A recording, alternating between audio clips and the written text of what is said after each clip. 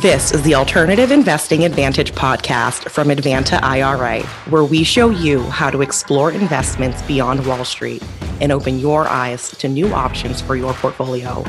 It's time to take control and give yourself the freedom to choose where you invest your money. Hi, and welcome to another edition of the Alternative Investing Advantage podcast. As always, my name is Alex Perny, and today we are very pleased to welcome on Cliff Nonnenmacher, co-founder of Franocity. And we're going to be digging into some subjects related to franchising. And we've had, a few guests, I think maybe 4 or 5 over the 190 episodes. I think this is cracking into the 190s for us now, focusing on franchising. And for the aspect of looking at finance in a non-traditional lens, I think it's very important to look at things that can offer you a very decisive path forward when it comes to creating income from yourself, not just necessarily your qualified plan investing and what you're doing from the aspect of what we do here at Advanta, but also kind of what you do outside of that. Rarely do any of us can just say, hey, look, we finally built our, IRAs to the point where we can wholly support a great lifestyle on them. It's awesome to have, but also, needing to get that personal income. And what do you do with your free time, right? If you want to be involved in something and keep that entrepreneurial spirit going, franchising is a really interesting concept to look at, and I think would benefit a lot of people more so than they necessarily think to look at it. But understanding, the barriers to entry, a lot of people kind of get fixated, just on the food concept. They think, oh, this, and you hear the marketing of like, oh, you need $2 million to start up a McDonald's or something like that. For, my own personal experience growing up in, a real estate and also a real estate franchised household, I've had a very close relationship to franchise and franchising models throughout my entire life. And the lack of kind of knowledge on just how many different things are franchised, right? One of the first guests I had on the show is the CEO of Spalding Decontamination, which is a massively successful like crime scene remediation and biological cleanup company that probably you've seen the TikToks of them cleaning up hoards and dead bodies and things. Morbidly curious, but again, just to show it's not just your McDonald's, it's not just your Wendy's, Burger Kings, and things that you think of as a franchise. There's a lot of different avenues of opportunity there. And understanding kind of how the money works, hey, how do you get this capital to do it? Is it just, go to the bank, borrow it? Do I have to have it in my coffers? Can I use my retirement plans to help fund these things? Are all topics that we're going to kind of dig in today. So again, I'm really excited to dig into this topic, again, being near and dear to my heart of where I grew up, and also thinking it's very important for people, especially that if you're looking to some type of alternative to a W-2 and just the other passive investments you do, looking at franchising is a real opportunity to get into something with a lot of support in the business realm. So Cliff, really appreciate you being on with us today. If you wouldn't mind, give us a little bit of background about yourself and kind of how you came to be, where you are in founding Franocity. Yeah, appreciate it. And thank you for having me on the show. I love the intro. So I started my entrepreneurial journey very young. I was probably 8, raking golf balls out of ponds and country clubs and selling them, doing various jobs. Entrepreneurial my entire life. Became an investment banker. As I got older, I became an investment banker, and then I realized that I felt like I was independent, but I was really working for someone. And then I said, I got to go back out on my own. And then from that moment, I really never went back. But I've done a variety of things, not in franchising. In the beginning, it was just me, raking golf balls, me creating a Uber Eats. I created an Uber Eats concept without the technology, obviously, in 1991. On an island called Marco Island. Oh, you're in Florida. Yeah. You know Marco Island. It's on your coast. Yeah, just south of Naples. So I actually moved to Marco Island in 1988.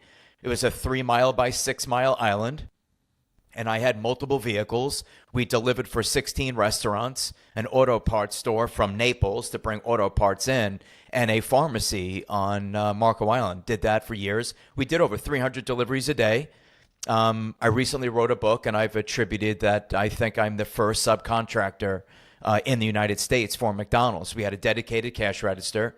We did over 100 deliveries a day just for McDonald's on Marco Island. It's crazy.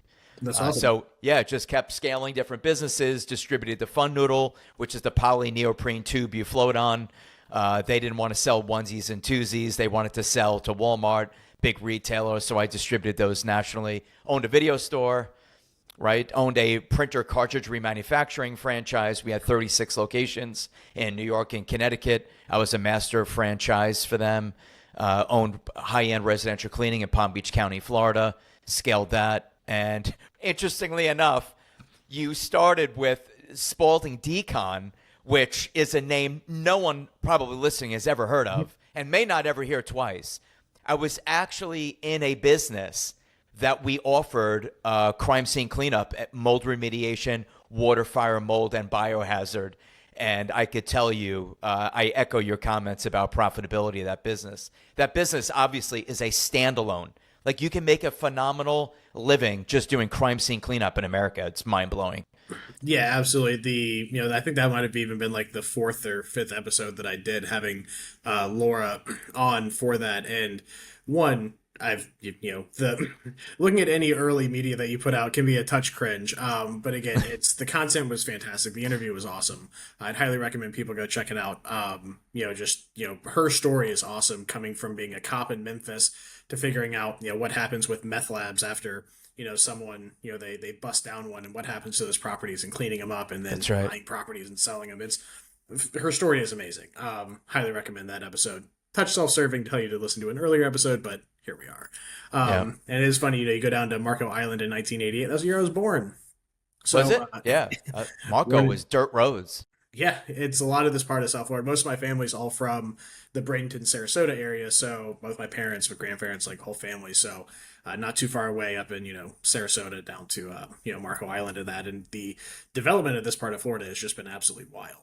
It's been cool to see, businesses and concepts have come and gone, and, what's flourished and what hasn't. But, always good to, see people that have been believing in the state of Florida for as long as I have. So, I used to own the parasail boats on Marco. I owned parasail boats and jet ski rentals and all that stuff. Jersey Shore. I loved Marco Island. I thought it was a great little spot. Obviously, it's a little bit older. I was young, but it was a great spot, and it really allowed me to, catapult my entrepreneurial ideas, because it's such a tight community and you could execute very easily on an island that's 3x6. Yeah, absolutely. And you can find out real quick what works and what doesn't, right? That's right. You get a lot of data feedback pretty quickly on what's working and not. So, from your story, it kind of sounds like you're someone that is kind of deathly allergic to having a boss, right? You always want to, you're going to get up, you're going to make your own hours, you're going to get out and do it.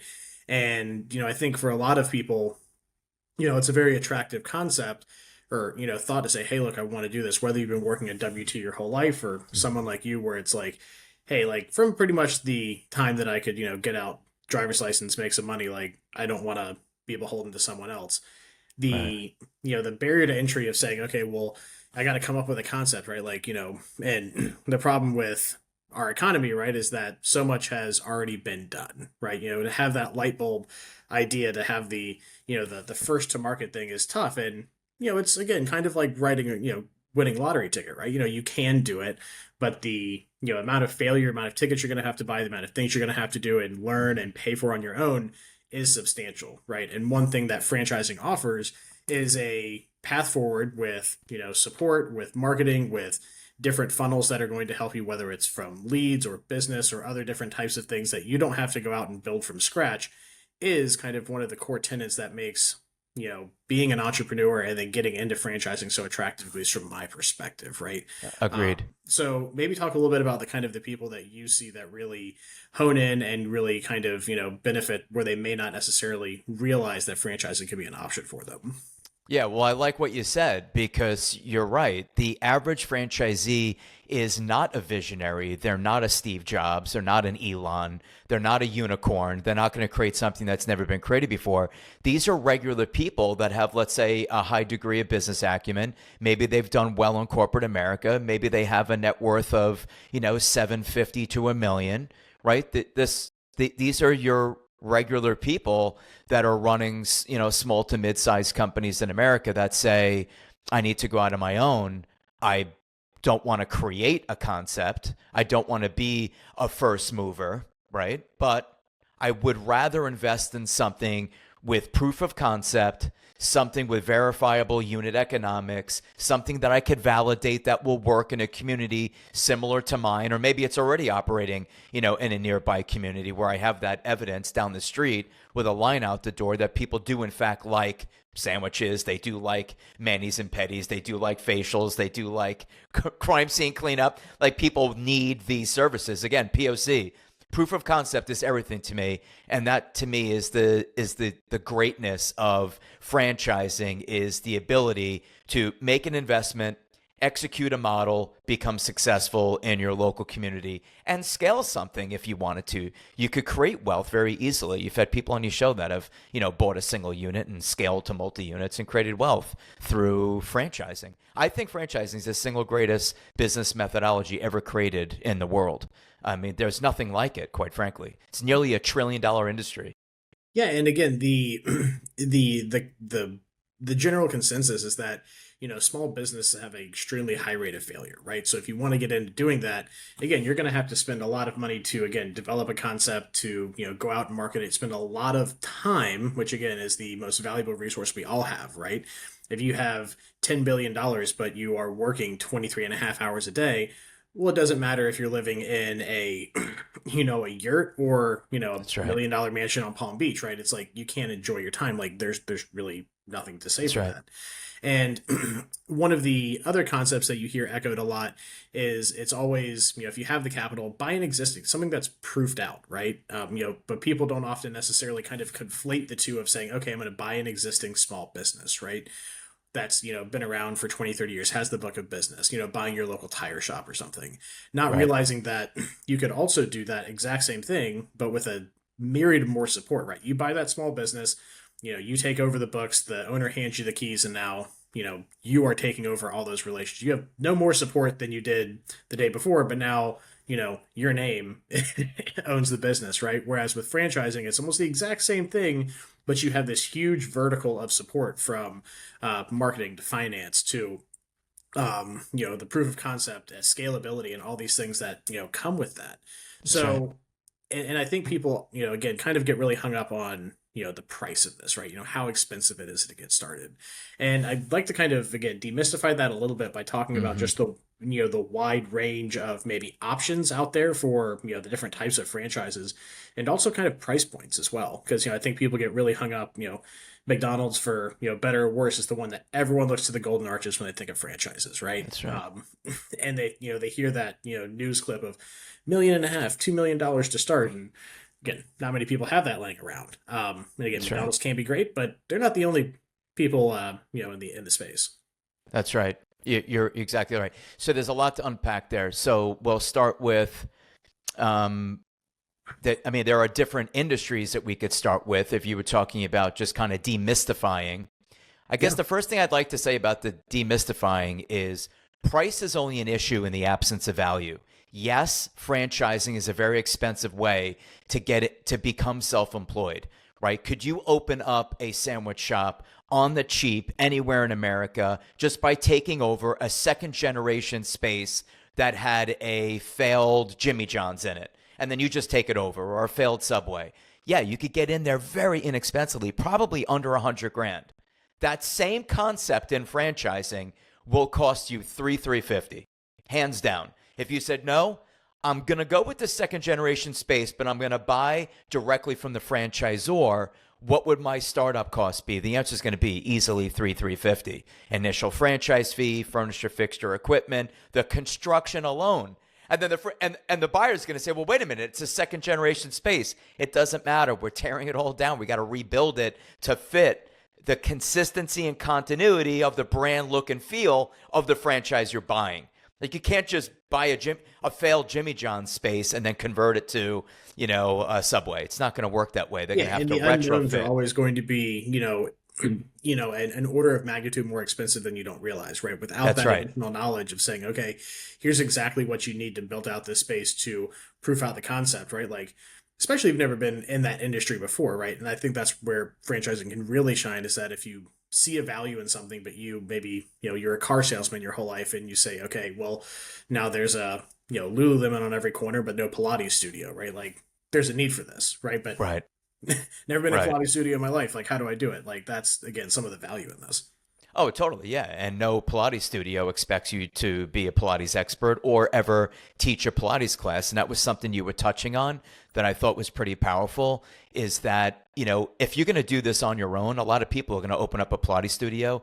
They're going to figure out how to do Pilates. They're going to end up becoming a Pilates instructor. It's like you just bought yourself a job versus franchising Pilates. They're going to say, I don't ever want you, Alex, hosting a class. I don't ever want you doing that work. I want you working on hiring, firing, training, online reputation management, acquiring new customers, increasing the frequency of their purchase, obsessing over top and bottom line.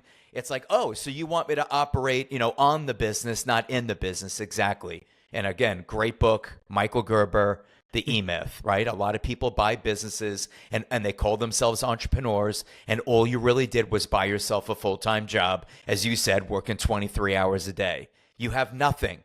You have no liquidity, you have no life, you have no quality of life, and you have nothing to sell. Who's going to buy that? Versus, hey, I own this Pilates studio, it's kicking off $100,000 in free cash flow. Well, do you do the instruction? Oh no, you're buying the business. It nets 100 fully burdened by all of my staff members and all of my instructors. That's a business. That's a multiple of EBITDA. That has liquidity. That will find a buyer very quickly. Not enough people build businesses with that in mind. So I'm okay paying the premium because I've got the risk mitigation built in. Yeah, and I think that's, kind of brings up kind of the next ancillary point to jump into is the identification and just understanding the breadth of options that are out there for, franchising, besides just, seeing a need, right, to the Pilates studio or, seeing that there's no McDonald's in your area or something like that.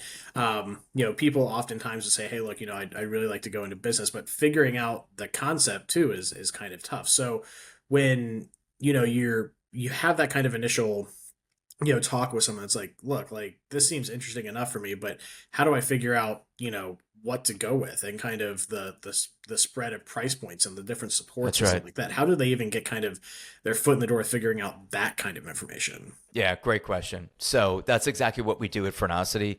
We guide your listener, the prospective investor, right, the prospective franchisee. We guide them and help them navigate this process based upon their investment objectives, right? Their initial investment, their income needs, their day-to-day involvement in the business. Do you already own businesses, right? This is a side gig, or this is just you diversifying your positions and other things. Right? What's your risk tolerance? What's your time horizon? What liquidity events are coming? Where are you operating? Right? St. Pete is very different from Marco Island. Right? These are very from Port Charlotte, from Miami. These are very unique markets that have unique discretionary spending, unique demographics, and the business needs to be sustainable to St. Pete as well as to Miami. So depending on where you are, we run some demographic data to understand where you're operating and will the ideas that we're suggesting to you, will they be supported in that local market? So we center the whole process around the investor. What are you comfortable investing? What is your appetite for debt? Right? What's the actual investment objective? What are you trying to do? As people say, what's your why? Why are you here? I got to get out of corporate America. I hate my boss. I hate my commute. I'm being grossly underpaid. I always wanted to be self-employed. People come to us for a variety of reasons.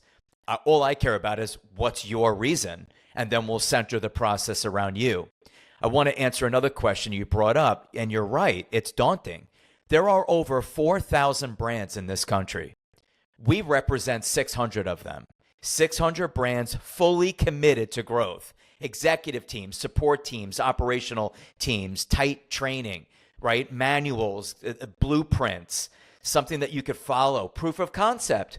Let's say a written earnings claim, meaning how much can I make if I buy this franchise?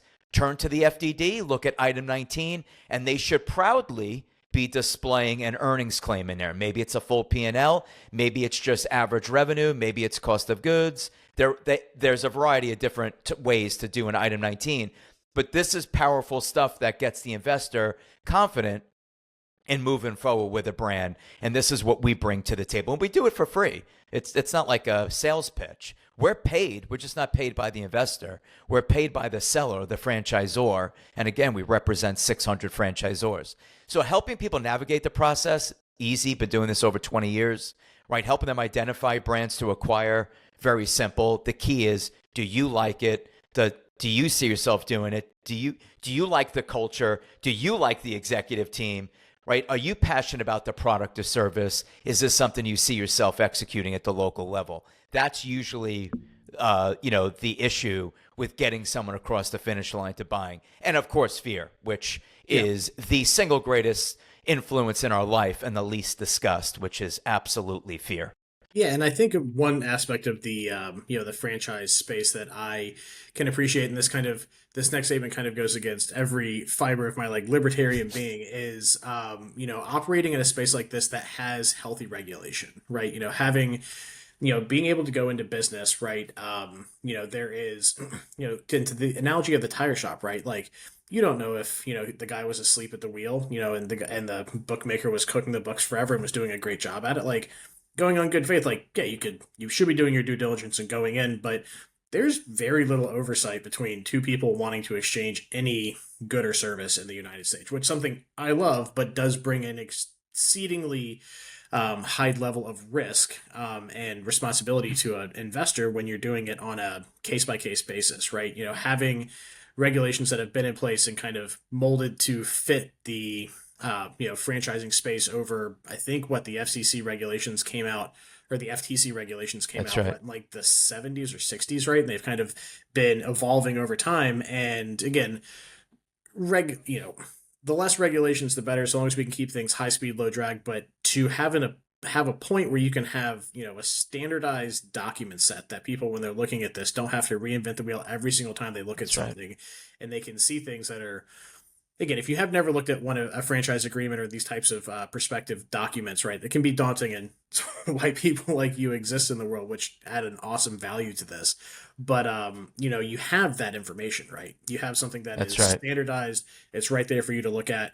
Once you understand how to kind of go through these things, it can help you to kind of go through things and, get a little bit more throughput to eventually get the output that you're looking for. Yeah, totally. So again, it pains me to say that, but sometimes I do like it. Right. One industry I'm really hoping some more regulation comes to is things like cryptocurrency, and other things I think can some things can certainly benefit from regulation and some help in the standardization for protecting the investor. Now, from that perspective, right? People say, okay, this looks interesting. I am, coming into that, but the, big 1,000-pound elephant in the room is always money, right? And again, looking at these big, dollar figures, right? And there's a spectrum, right? Some of them could potentially be, a lower franchise fee, but it might be more capital intensive, right? Like, what are some things that you really try to guide people on, in general, when it comes to, hey, how much money do I have to pony up for this? And what are some of the ongoing costs, right? Are there some that are basically you pay the money and you get basically keys to the kingdom, or are there some where it's maybe lower, but you have a lot more capital you have to plug in along the way? Like, let's talk about the money aspect, in this part of it. Okay, you got it.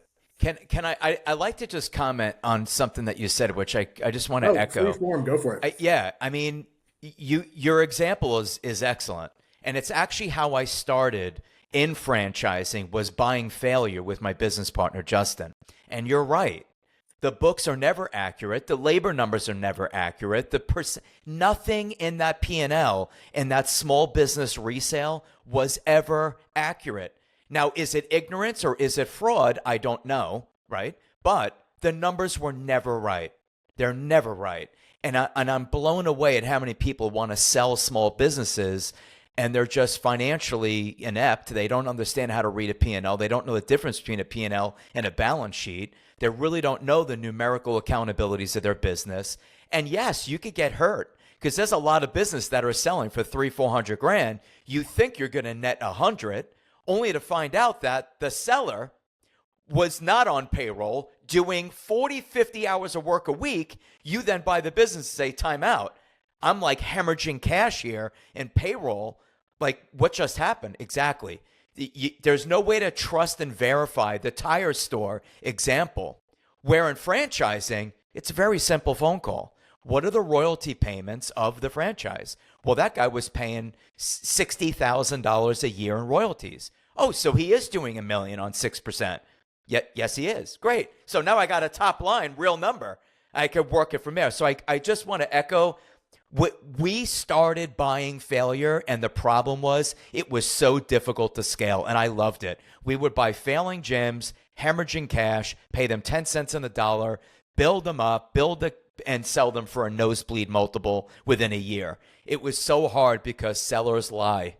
The data is all wrong. You could never wrap your head around the truth of some of these businesses. So I just wanted to echo and really support what you said. And I agree, the bittersweet of regulation, I get it. But it makes your listeners' life really easy because they will be handed a 300-page legal document regulated by the FTC, to your point, and it gives the investors some comfort that there is oversight, there are curbs, and you need to operate within those curbs and not, break the law. As you can tell, I'm not on here pitching brands. Your listeners will be millionaires. We don't do that nonsense. There's no YouTube video sitting on Rolls Royces throwing $100 bills at the audience. That's all nonsense, biz op, crap, fraud. Franchising that doesn't operate like that at all. You'll never see videos or advertisements like that. But let's get back to your original question. You were here's how I like to level set the conversation on investment, at least to manage an expectation in the simplest way. Let's take all franchises and put them into two buckets: brick and mortar, non-brick and mortar. All right, we just simplified everything right there. So let's start with non-brick and mortar, businesses that do not require a physical retail location in a strip mall in St. Pete next to Whole Foods or an LA Fitness, right? Just don't need it. Where am I then? I could be home. I could be in a small office. You may argue that's brick and mortar. Not really. There's no investment. It's cheap. Cheap space, no build out. It was a former law firm. We're just taking it over and painting it and putting our logo on the wall. It could be in a mixed multi-use industrial space. It could be out of a vehicle like Floor Covering International or Aussie Pet Mobiles, dog grooming, right? So non-brick and mortar brands will run you under 200,000 all in. That's just a great number to have. It's really between 100 and 200, but you will be under 200,000 for the majority of the time in a non-brick and mortar brand. And everyone always asks, give me examples. Pressure washing, roofing, siding, CertaPro painters, as I said, mobile pet grooming, Floor Covering International, home care, right? Home care. These are massive markets. They're all non-brick and mortar brands. So now you have your brick and mortar stuff. So where does that investment start? Right now, post-COVID, you're starting easily $350 all day long. I don't care where you are in America. People are shocked by that number. It is a real number. Don't let anyone tell you anything otherwise. You will be grossly undercapitalized. You're starting your investment at $350 and you have not broken even yet. You could bleed for another year and your total cost basis could easily reach over $400,000. That's the kind of truthful, candid conversations we have with clients. They will know exactly what they need to be prepared, so they have the longest runway for financial success and getting through that break-even time. Yeah, and I think from those numbers, again, I might, I'll put my hand up and say I'm a little bit jaded to looking at, large amounts of, capital, not my own necessarily, but looking at clients and just dealing with how much money I deal with on a day-to-day basis, seeing this and effort. They don't shock me necessarily, but I think on just a general level, just thinking, kind of anecdotally, talking about some numbers right here, again, on some of those kind of like low end numbers, like talking about, coming in at 350, then having another $100,000 runway for till you're maybe, cash flowing any appreciable way. Really doesn't seem like too much of a big delta between that and going out and buying a brick and mortar or like a servicing route, right? Like, yeah, I mean, you could say it's cheaper, but, just like, again, I'm always the one that does work on my friends' cars. I'm like, look, if you've already tried to do it, it's going to be twice as expensive. I got to fix your mistakes, right? Like, Right. Yeah, it might be to that sandwich shop, hey, cool, I can buy it for 200 grand. But that extra, 250 you got to put into it because you don't have those systems and abilities and everything till you're even to a point, and then you got to market the darn thing, right? Like that's right. All this kind of stuff that, yeah, it's a big number and it's, you don't have all the kind of the nickel and diming stuff that you're going to have there. But like, I'd much rather have my more of a known quantity to work with and say, okay, here's what I need to use for my, like, what do I need to finance? Where I need to get this capital from? How much, how much do I want to come out of pocket versus how much I can, afford to shell out in interest? You can make a much more informed decision when you have the financials. Again, anything, there's a flux to that, right? Like there's some initial costs, then in any business, there's some unknowns. But when you have a real good idea, you can be a lot more strategic with, okay, here's how much person I'm putting up, here much I'm financing, here's how much I might be utilizing from something like a Rob setup to bring into the fold to, do this kind of thing. And again, if you can be more strategic and know numbers better, as a general rule, you'll probably be more successful or have given 100%. it at least the best shot possible, right? Because not everything works, but you can know that it's like all else remaining equal, like this was always going to fail. I didn't do anything to screw it up. You're exactly right. And you can trust and verify the number, meaning the brand told you it was 300 to open. During our process with the client, we have a 6-step process that takes about 3 months to conclude due diligence. We'll then have our client hit the phones and randomly dial existing owners in the United States and confirm, what was your cost basis? Oh, I'm 1,500 square feet. It was 200,000 to build out furniture, fixture, equipment, signage. Okay, very consistent. How long did it take you to break even? It took me about 10 to 12 months. How many employees do you have? 5. Okay, that's everything I was told by the franchisor. Next phone call. Did you have direct industry experience before you bought this business? No, I've never been in this industry before in my life. I worked for the GE light bulb division, got laid off. Okay, great. Next question. And you just keep doing it. Did you have difficulty finding labor? Is it difficult this? Is it difficult that? And you keep closing the loop on due diligence, and you keep verifying what the franchisor salesperson told you about the business. How much operating capital do you think? Like, knowing what you know today, what advice do you give me as a new franchisee coming into the system? You better have 150, keep your powder dry. You better this, do not do what I did. I did 2,500 square feet. I should have done 1,700, no more. I'm paying for all this space I don't need, i.e., that's what killed Quiznos. That you could put 3 subways inside of one Quizno. It killed them. They were paying rent in these stupid spaces that destroyed them. So there's so many things that you can do to close the loop on due diligence, get to a place where you go, I've aggregated so much data, by the way, Alex, from people who do not financially benefit from this transaction. A random guy in Arizona could care less if you and I buy a home care franchise. They could care less. They're going to give you a candid, like they almost can't wait to get off the phone. It's like, come on, man, get your questions out and let's be done with this. Like, I do want to help you, but let's not make it an hour. Yes, no, 100 grand, 500 grand. And I love that part of this business, by the way, is what I call validation, right? Does the brand validate? Some people will tell you, Alex, run. Do not buy this system. Like, do not do this. Run. And of course, they end up on our radar. We never recommend those brands again. We have quite a few brands that don't validate. We just tell our clients, don't do it. Yeah, one of my favorite little isms, to echo the $100 bill behind you, is in God we trust, everyone else brings collateral. Right. Being able to trust but verify by people that don't have a vested interest in your success or failure is an incredibly powerful thing. I recommend, in the investment world that I operate in, if you're dealing with an operator, especially in the commercial real estate space or the private equity space, again, it's, not always something that they can disclose, but if you can get in there and get into a community where you can talk to other investors and say like, hey, like, again, my investment doesn't increase your, cash on cash return. It does not increase your, viability of this investment. Like, do they pay on time? Like, what do the capital calls look like? Is this actually paying out? Are they operating in a manner that is a good steward of my capital, right? That's incredibly powerful. And to have that kind of direct access to those metrics is something that is wholly unique to franchising, right? And it's something that I think should definitely not be discounted. That's right. The failures are in there too, Alex. The failures are disclosed in the FDD. You can reach out to failed locations. Yeah, absolutely. So coming to the next point, right? It's, we've talked about, identification, operation, and we're getting into the financials of it. Now let's kind of dig into the financials of it, right? You see this number, right? Okay, like 350. That's a lot of money, right? Not a lot of people have that always just sitting around, right? But it's not necessarily just something you have to come up with, stroke a check personally for, right? There's different options, whether, certainly if you do have that money, you want to stroke it, great. But when it comes to, qualifying for this stuff, right? Because they qualify you as a, franchise owner as well, right? You can't That's right. just come to every single one of them. They want to make sure you are a good fit for this. You are going to be a good steward of their brand, and they want you to be successful, but not everyone can be successful in that, thing, right?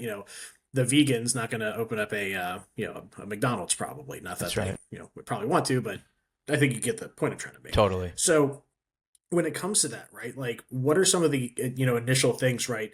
Is it something that you can get, SBA financing, right? We'll talk about the Rob stuff here in a second, because that's something I'm really familiar with and understand. But what are some of kind of the avenues towards, doing this? Because also at the end of the day, if you have enough money in the bank, you can need more money, right? You don't want to just shell out 100% of your capital that you have saved up. Like, debt is not bad always, right? Like, having financing to where you have some protection, you have extra capital for operations, like, those are all kind of good things. So let's kind of dig into that. I like that. Where the money meets the road for this stuff. Totally. Let's start with non-brick-and-mortar, and we could just chip away at, okay, so you have a listener. I like the non-brick-and-mortar. It's right in my wheelhouse. Love it. What does it mean to me? The guy said 200,000. Let's just say that the investor puts up 50, 60,000 of their own capital that cannot be borrowed. Everyone always says to me, yeah, no problem. And I'm like, do you have 50, 60, 70, or 100 on you right now? No, I'm going to have to borrow it. Then you don't qualify. Your cash injection requirement needs to be your current liquidity. It can't be borrowed, because we're going to borrow the balance. You can't borrow all of it, right? And people are like, oh, I didn't realize that. Yeah, you can't be in debt 100%. Plus, I wouldn't allow it. I'm the consultant. I don't want you in debt 100%. And the franchise, they don't want, you got to have skin in the game. Just like, the whole problem we had with no cash down purchases of real estate. There you go. Of course you're going to walk away from it. Like, you have no vested interest. Exactly. So I use simple math, 30%.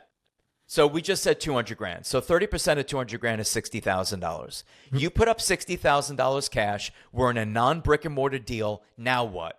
Well, now we're going to use that 60 to pay the initial franchise fee, because you can't finance that. Great.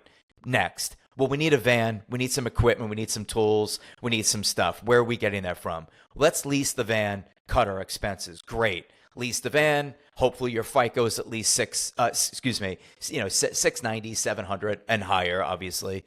No problem. We get that. What about an unsecured line of credit? We could do that. What about an SBA Express loan? We could try that as well. Some people like the unsecured line of credit, willing to pay a premium in interest rate because it's unsecured. The spouse doesn't have to deal with a lien on the home. It's easier to get through to the spouse and convince, I'm going out on my own. I'm buying a Mr. Handyman. I'm putting up 60 grand of our own cash. I'm leasing that van. I'm going to finance the tools, and I'm going to get an unsecured line of credit. We have a deal done. Well, what about the guy that wants to buy the Pilates studio just to be consistent? Now we're brick and mortar. Well, now we're going to go to the SBA 7A program. We're going to put up, well, how much was it? Well, the Pilates studio was 500,000. So how are we doing that deal? 30% of 500 grand is 150,000 cash injection. We put that 150 up, we go to the SBA, and we borrow the full balance from them. Here's the kicker. What if I have $1 million in assets, which is very common for people, especially with the value of real estate, but I really don't have any cash on hand? Like, how do I create liquidity out of a lot of my illiquid stuff? I'm not selling my house. I'm quitting my job, so I have no cash flow to justify the HELOC, right? Yeah. Who's going to give me a HELOC if I have no cash flow? So it's like, okay, well, do you have a 401k from the job that you're quitting? And the answer is usually yes. If you're going to, what's in that 401k at your current employer, and they say 200 grand, are you going to quit? Yes, I am. I'm going to quit, and I'm going to fully immerse myself in this new business. Great. We could take that 401k and we could do, as you just mentioned, the ROBS. This is what creates the cash injection with a client that has no liquidity. Right? We're taking an illiquid asset, a retirement asset, and we're creating that liquidity to then show the SBA, I do have that 150. I'm taking it from my 401k. I'm going to use it as a rollover as a business startup to meet the SBA underwriting requirements. Perfect. Do a ton of them. I've done, honestly, I've lost count, but I have to imagine, in the thousands. Yeah, absolutely. The Rob's plan, is something I'm very familiar. And for those, it's not just some dude named Rob, right? It stands for Rollover for Business Startup, and it's a specific part of the tax code of the 401A tax code regulated under what's called ERISA, that allows for a 401k attached to a new business to enter into a purchase and sale agreement. They're actually really kind of cool, especially from the tax nerds in here, raising both of my hands and jumping out of my seat. I get real excited when the government gives me a playbook on how not to pay them money, right? Or especially create, really cool tax advantage strategies, right? And again, the kind of the cool point is that, you're creating you're coming into franchising, right? You're creating this additional cash flow to be able to enjoy your life, right? But it's not how much you make, it's how much you keep, right? And we all know, like, the marginal tax rate, if you're making over, what is it, 675 a year, 38.5%. Yep. It's a lot of money, right? That's a lot of cheddar, right? And like, it gets pretty expensive once you cross over like the 175 grand threshold. You go from 15 to 22 and a half, which I think they need to ease that transition. It's a big jump. Yeah, right on. But anyways, right? Like, so, okay, you have that. Well, the cool thing with a Rob's plan, right, is that you create a new 401k and you have this new C Corp that you're establishing, right? And the 401k enters into a purchase and sale agreement with the newly issued shares. So your 401k actually gets to own a part of the business, right? And the cool thing about 401ks, pre-tax, traditional, none of the income that's paid out as a shareholder distribution through that kind of structure is taxable because it goes right back into your 401k. So the success of your business, not only can you, again, continue to contribute and make your deferrals and your contributions, but the success of the business can also help to turbocharge your 401k as well, right? They're really cool concepts. Absolutely. Yeah. I like, one, thank you for knowing about a tax strategy that's been on the book since the 1970s under ERISA law, the Employee Retirement Income Security Act, because most accountants, most lawyers, and most brokers don't know, and they tell their client, I don't know who Cliff is. I don't know who you're speaking to, but I'm telling you, if you take money out of your 401k, you will not only pay ordinary income tax on that distribution, but because you're going to pay a 10% early withdrawal penalty. Yeah. People panic. And then I got to introduce them to a guy like Alex to say, no, this CPA firm, this accounting firm, this person will explain it to you under the Internal Revenue Code. And no, you're not paying an early withdrawal penalty. You're not paying ordinary income taxes. It is not a loan. There's no payback. You're literally investing in yourself. The same way you've been buying stocks, bonds, and mutual funds with your 401k, you're now investing in yourself. Yeah, I love it. And again, the really cool concepts is that, let's say, by chance, this is a Roth 401k, right? All of that revenue that's paid out as a shareholder distribution from the shares that it owns are tax-free in perpetuity, right? Like, that's right. That's where people really start to perk up, like, oh, really? No tax. Yeah, like, that stuff's pretty cool. And as excited as I get about this stuff, I do always, whenever I talk to anyone, I always like to temper expectations, because all that glitters is not gold. And there are some real specific things you need to be aware of, because it's one of those things, it's a bell you can't unring, right? There's some real consequences to electing to go this route. One is that it is pretty much a verifiable audit trigger, right? The IRS doesn't always audit people that do these, but you do have to disclose it on your 5500 that it is a ROB setup. There's some additional reporting, and there is data support that they do examine these because of X, Y, and Z, that you might be in a position to where you might have an additional audit come your way. Might not, but again, it is one of the few things out there where there is data to support additional audit risk from that. Additionally, when you do these things, is that because you're establishing a new 401k, right?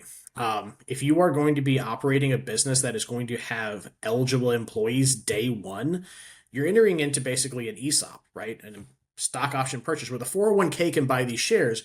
But if you have eligible employees, like, and not so much a new developed concepts, but let's say you bought someone else's franchise, or you're not doing the franchise model and you're just using this to buy an existing business, you might dilute yourself from day one because let's say you have an employee there that has $250,000 in their 401k and they're like, "Ooh, I'd like to buy some of this business." You have to let everyone buy in that is eligible in that plan. So getting with proper tax counsel, and there's some, That's you right. know, there's people we can refer you to. There's outfits out there that do these things as a cottage industry that can really kind of show you, hey, like, yeah, this is great, beneficial, and the problem with the Rob's plan is people think, oh, I have all this money in my 401k. I can use revenues and not pay any taxes on it. Understand that there are some real risks with doing that. But again, if you, so long as you have proper counsel, you're understanding all the risk and can make an informed decision, it can be incredibly powerful. But again, just from my perspective, I have seen where these things have played out to extremely great success, and I have seen the reciprocal. I have seen people that get into it, they're like, man, I didn't realize this is a lot of work, like, and I've seen one thing that happens, like, what happens if the business winds down? I'm actually dealing with that with a client right now. Like, what happens to those? How do you burn shares, right? Right. There's some things that you don't always think about going down the Right. road, but the big point I like for people, when you mention that, Cliff, is to understand that there is a path forward with that. In the United States right now, there's almost $37 trillion. That's a 37 with 4 commas and 12 zeros. It's a big number, big number of just retirement plan assets. That's right? right. That if you don't realize you can use it, that's definitely something to look at. Now, to get back out of my lane a little bit, because I nerd out hard on the 401k stuff, because you think that's cool. You should see all the other stuff 401ks can do. It's real nifty. But when it comes back to that, right? So, you're looking at utilizing Rob's plans can help you qualify for the liquidity standards for acquiring these things, and also with regard to SBA financing as well, right? That's right. Now, SBA financing is not something I am inherently familiar with at all. I know it's Small Business Administration. I know the acronym. It's about it when it comes to what I know about the SBA. So, when it comes to what you've seen people be successful with, is the SBA play a big role in that? And what are some things that people should be aware of if you're going to go the SBA route? The Robs and the SBA are our two most popular ways of people becoming self-employed, whether they're keeping or quitting their job. Either one, because a lot of people who currently have a job, their IRA is outside of their current employer, so they just use the IRA. Yeah. I just want to, before I get into the SBA, I just want to say something to the audience about one of the reasons that we justify the Robs. If I'm talking to someone and they have $100,000 in their checking account, and I'll ask them how much you have in your checking account, they go $100,000. Okay, what do you have in your IRA? Oh, it's the same. It's $100,000. And I ask the question again. No. How much money do you have in your IRA? And they go, I told you, $100,000. No, you don't. Depending on what state you in, less than 70 cents in the dollar is going to go to you. Less. And they're like, I never thought. Right. Everyone runs around. I got $1 million in my 401k, my IRA. No, you don't. Take $1 out of it and see what happens to it. Unless it's a Roth, it's, exactly. save 30%, just as a general. Yeah. Exactly. So my attitude is, why wouldn't you let the state of California contribute to your new business? Why wouldn't you let the federal government kick in 20, 30 cents on the dollar? Let them assist you with buying the new franchise. If you put $100,000 from your IRA into a franchise, you really only have $70,000 of your hard-earned money invested in it, because you haven't paid taxes on it yet.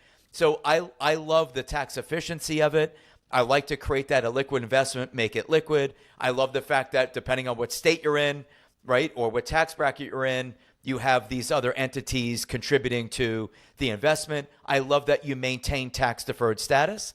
I love that if you're 30, 40, or 50 years of age, once you do it, you could take money out of your IRA 401k rollover and pay yourself a salary and avoid early withdrawal tax, because you're paying yourself a salary through the C Corp. So you do avoid the 10% early withdrawal penalty if you put yourself on payroll. Exactly. And just to be real clear, so when we're talking about this, it is specifically the 401k that's established for it. You can roll over an IRA into a 401k as a genesis for the capital for it. So let's say you had already rolled over your old 401k to an IRA. You establish a new 401k for this, you can roll over those funds. It's an important distinction, especially for, Totally. IRA people here, just to make sure that we're kind of clear on that from a legal standpoint. But yeah, 100% of what he's saying is absolutely accurate. The 401k can own a portion of the business, and then again, instead of you get to determine from that organization like how much you want to pay yourself, right? Well, part of that seed capital from the 401k. Well, okay, do I want to pay a shareholder distribution that's going to be based on something that's going into the these shares? Do I want to pay myself a salary? How do you want to play that out? And you can get really kind of efficient from a tax standpoint of saying, okay, cool, well, I'm going to use some of this as maybe a shareholder distribution versus what I'm paying out in salary, versus then in turn what I'm also being able to contribute into the 401k and then help further reduce my income shown, whether it be from a corporate tax standpoint and also from a personal taxation standpoint. You get really cool stuff with these things. Like I get excited, if you can't tell. I think so super cool. It is very cool. Here's the iteration of an ROBS. There's one company doing it out of Pennsylvania, and they're called Benetrends. They created a tax-free sale of the business concept, which is, as they call it, the Rob's Advantage Plus.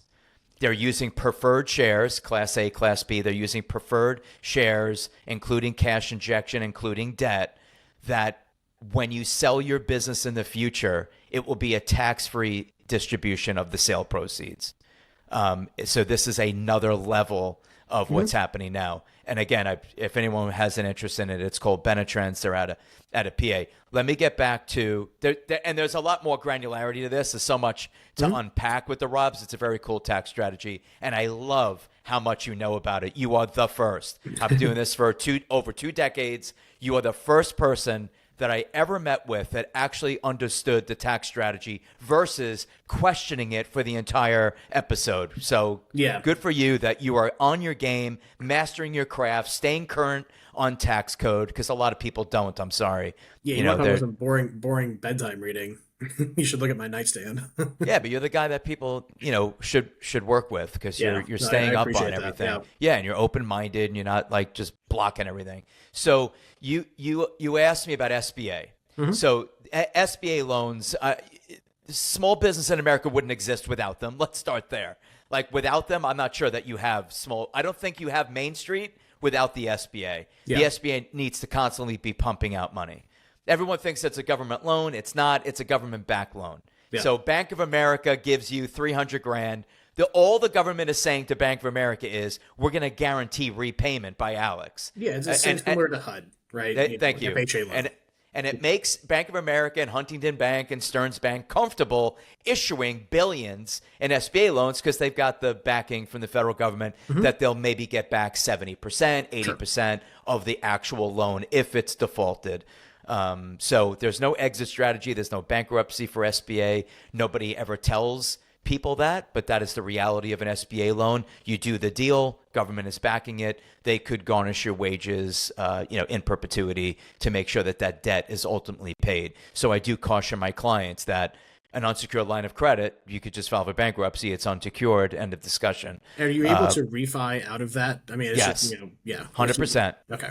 And the SBA, when you're having difficulty, I just had conversation with someone that bought a business, during COVID, got slapped around. They are speaking to the SBA about restructuring the loan. They're speaking to the SBA about payment abatement for several months. They're talking to the SBA about interest only for several months so that they could get back on their feet and dig themselves out of this situation. So, look, no one wants a default. They will work with you. And that's one of the reasons why I do like the SBA. Plus, you could borrow, SBA 7A is up to $5 million. You could do a real estate transaction, which you're very familiar with SBA. Typical loan repayments for an SBA 7A are going to be between 7 and 10 years, depending on where the money is going.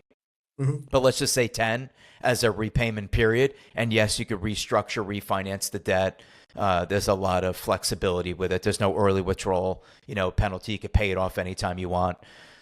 So that SBA 690 higher FICO score, 30% cash injection. They like to know that you own some assets. They could collateralize that debt in some capacity. right? They like to look at your payment history, your character. Do you have direct industry experience is helpful, but not a requirement. They look at a multitude of things to underwrite our candidates. Getting SBA loans is usually never an issue for us with clients. And do they do them straightly just as a straight line loan, or can they do them as draw or like lines of credit on the SBA? It's a great question. No one ever asks. When you're doing, if you did an SBA Express loan, they're going to wire you like 150 grand. Let's just use it as a 150 SBA Express. You're going to wire you the 150, go buy your van, do what you want to do with the 150. If you say I'm opening up a Pilates studio to be consistent, they're going to say we are going to do stage payments and earn little payouts as you achieve milestones in the development of your business. Did you get your electrical inspection? Did you get this inspection? Did you hang drywall? As you meet milestones in the development of the business, they keep distributing more money to you to pay your contractor. Yeah, which again would be nice from an efficiency standpoint, because again, if you get that whole $150 and then you're sitting there paying interest on everything, but maybe you don't necessarily need the entire amount of that capital, having something where you can do it as a draw or credit line, again, I think from a, I'm always of the opinion, like, kind of like right on time financing, right? Like if I don't need everything, I don't want it. That's right. Like let's just use what we need. So that way, like, let's say you don't end up get a great deal, right? Or something changes, like you didn't need all of that. Well, you're burning interest on everything you don't need, as opposed to saying, okay, cool. Well, like we got that in the bank. We got a little bit of a war chest. We got what we need to operate. Let's go.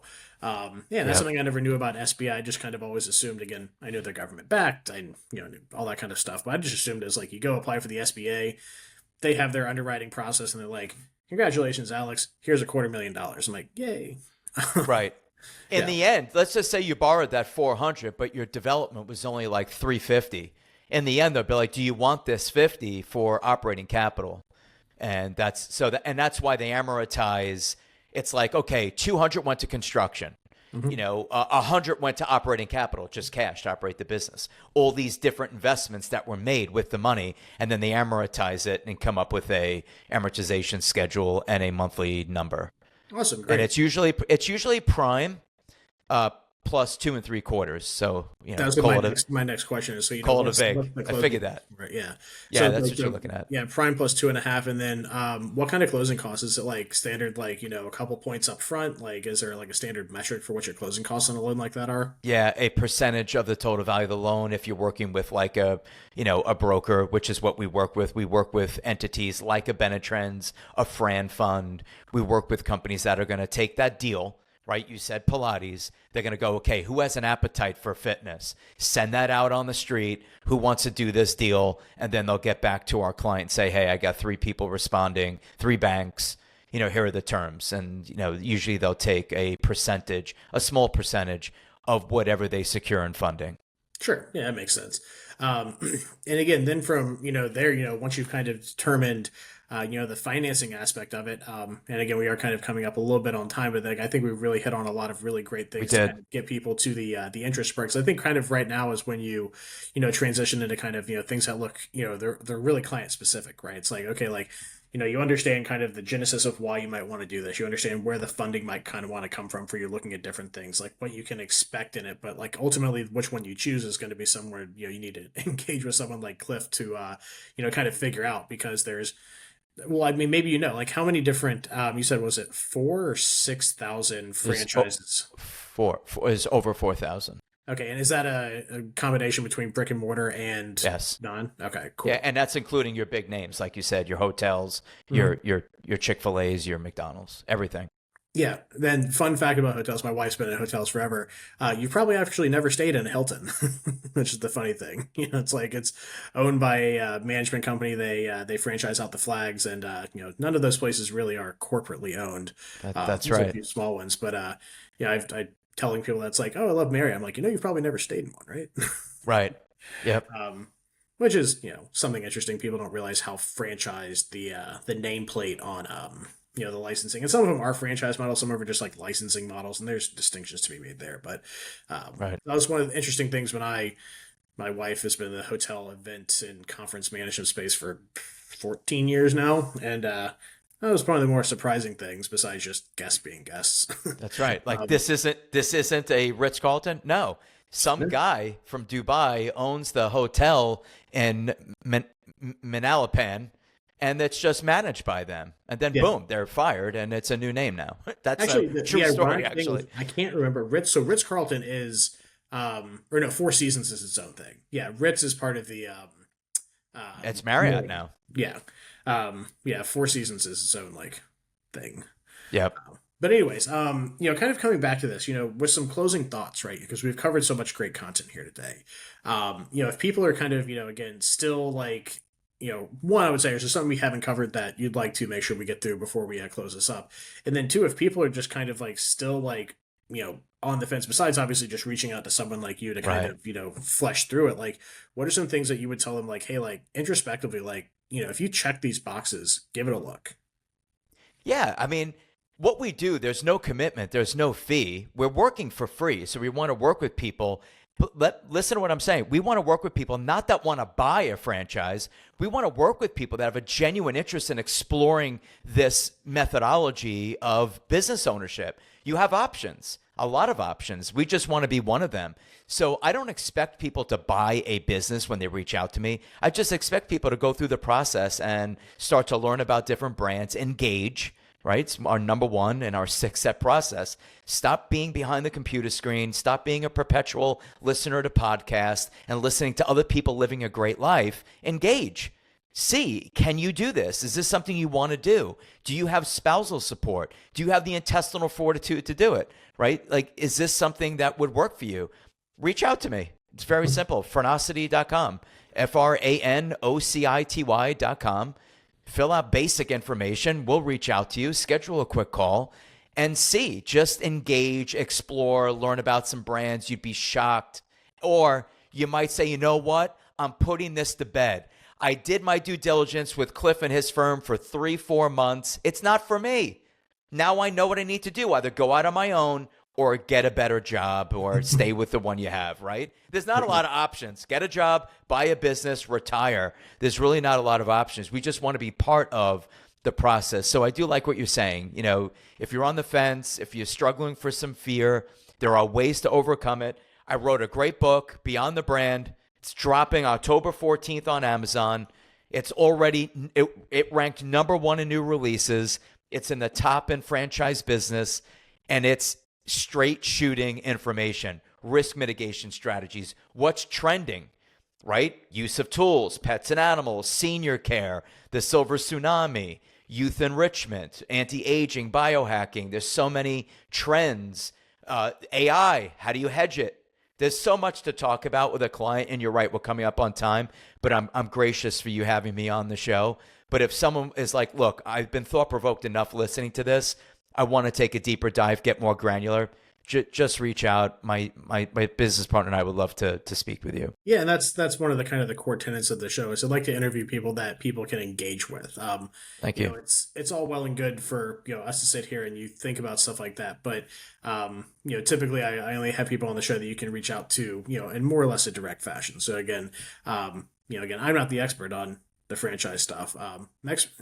I know a lot about a lot of stuff, but franchising again is something being near and dear to my heart of growing up in a franchise and real estate household. Always enjoy when I get to talk to people in the space. So again, Cliff, really appreciate you being on with us today. As I said earlier, the most valuable asset we all have is our time, because we can't make any more of it, and franchising might be a path forward for helping you to claw some of that back while still making some money, right? Yeah. So again, really appreciate you being on with us today. Thanks, Alex. Yeah, and again, I do encourage people to reach out if they want to learn more about what he has going on and some of the education. This has been another edition of the Alternative Investing Advantage podcast. My name is Alex Perny, and we'll see you on the next one. Thank you for tuning in to the Alternative Investing Advantage podcast. Tune in next week for more investing tips and strategies. Want to hear more episodes of the Alternative Investing Advantage? Search podcast at advantaira.com and subscribe.